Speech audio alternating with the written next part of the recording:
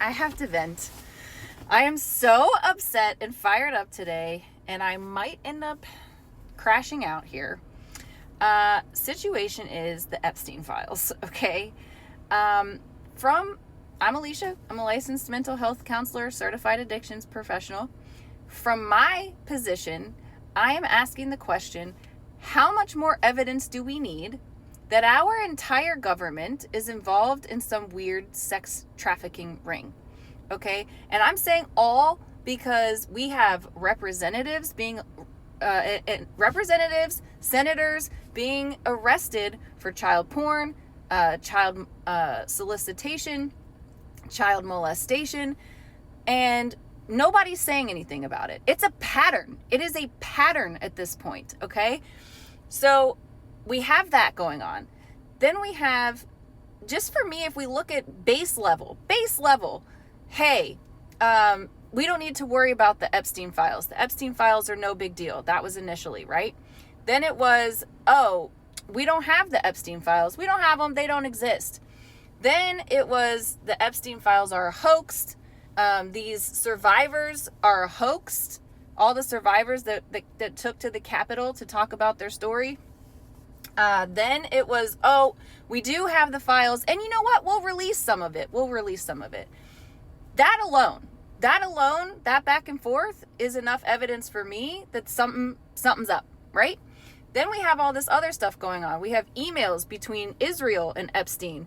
We have emails between Ghislaine and Jeffrey that just got released. We have the birthday cards. We have all the survivor stories. How is that not enough? I don't know. But apparently we don't care about that enough, and everything else is a hoax and AI and made up. So, but for me, the evidence continues to mount. Like, how much of this do we need? And then we can look at the things that our POTUS has said himself out of his own mouth about his daughter, about the teenagers in the pageant, about women in general. Okay, there it is. I'm crashing out, guys. Okay. I do not understand how we don't care about this. In prison, okay, I used to work for an agency that specialized in sexual trauma.